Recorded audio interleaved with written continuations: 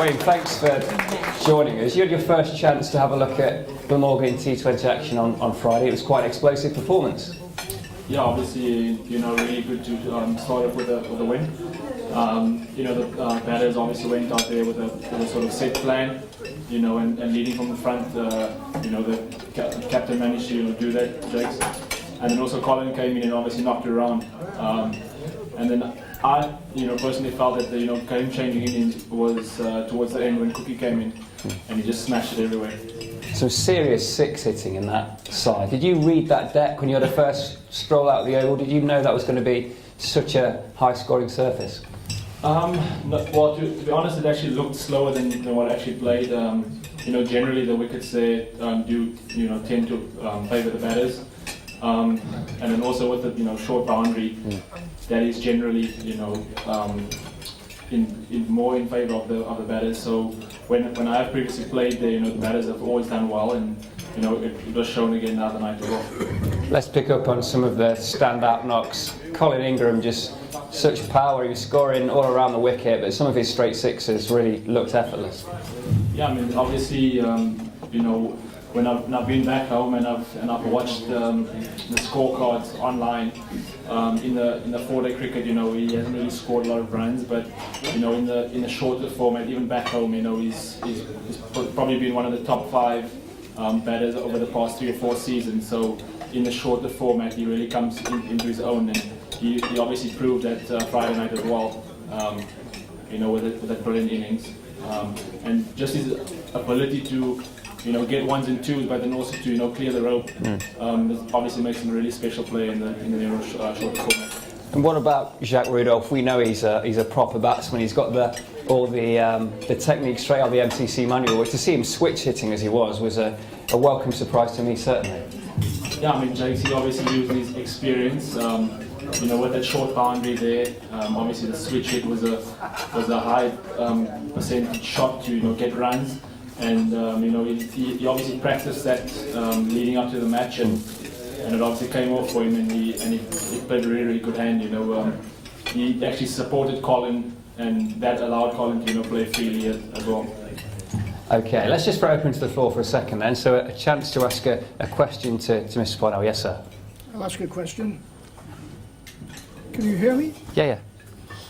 This may be below the belt for you, Wayne, but you've been engaged on a 2020 contract, short-term contract, and yet you were conspicuous by your absence last Friday night. Can you explain that, and what can we look forward to in the immediate 2020 matches? Okay, so the question was about the selection for Friday. So for those who didn't know, Wayne wasn't able to play due to injury. But Wayne, what progress is being made, and when can we expect to see you in the middle?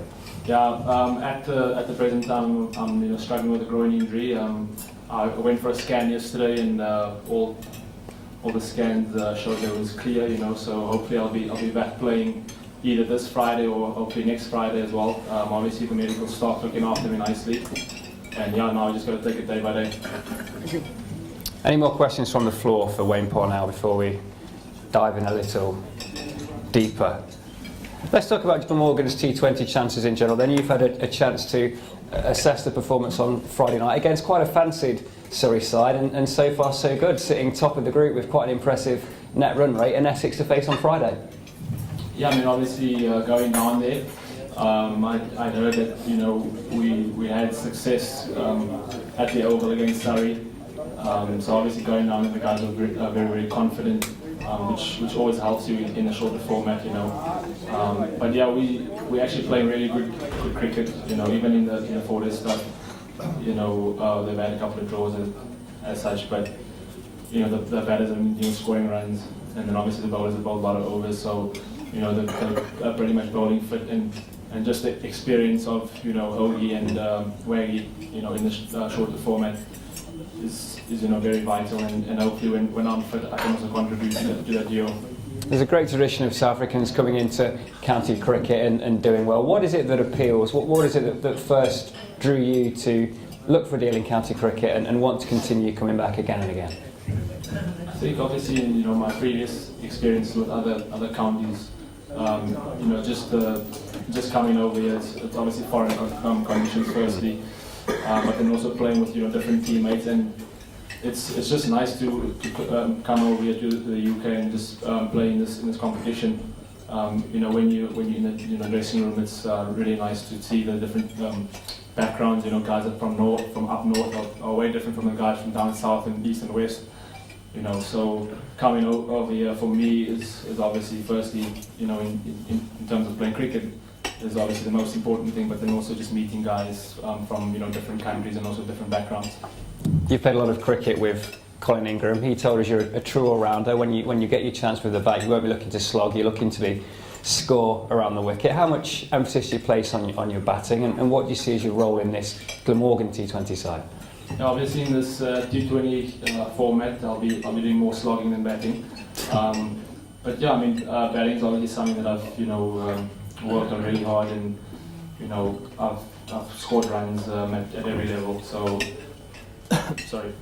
That's obviously something that I take very, very seriously, and yeah, in this setup here, wherever I need to slot in, obviously that's up to the captain and the coach to decide, and yeah, I'm just up for that.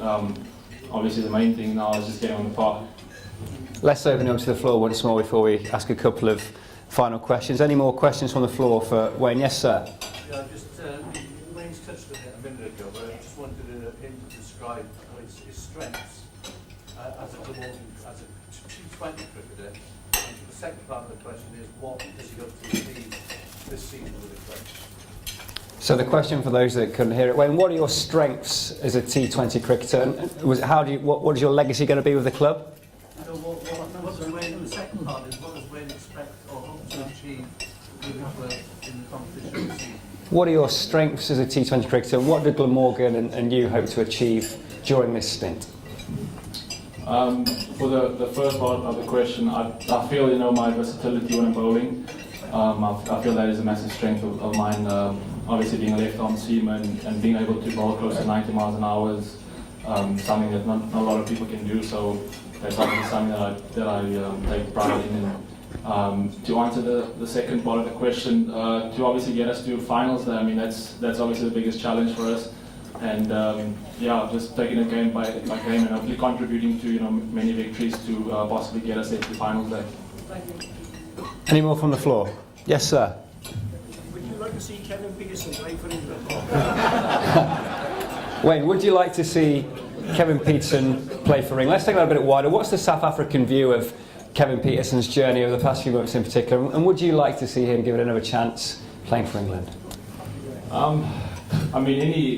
Any cricketing fan would like to see Kevin Peterson playing international cricket again. So whether the ECB decides that's his future, that's obviously up to them to decide. But any professional cricketer and also a cricket fan would definitely love to see Kevin Peterson playing international cricket again. It's always a divisive issue. How should mercurial characters like that be managed? Do you make allowances for talent, or does everybody have to be treated with an even hand? Yeah, obviously it basically just boils down to what the actual team is trying to achieve. I know certainly back home, the team culture is more important than the individual. Obviously, I can't speak on behalf of what's happening in the ECB changing room because, firstly, I'm not there. So, whatever issues they have with Kevin Peterson is obviously amongst them, and they have to sort that out. And then they have to decide what's more important. If they want to keep that team culture, or if they want a guy in that is obviously very, very talented. So that's their baby, not mine. Well, thanks for yes, sir. Not every cricket fan would appreciate seeing him again. Don't tie everybody with the same brush. Good point. Very good point. Well, look, thank you all for your questions, and I'm sure you'll all join me in thanking Wayne Parnell. Well done, Wayne.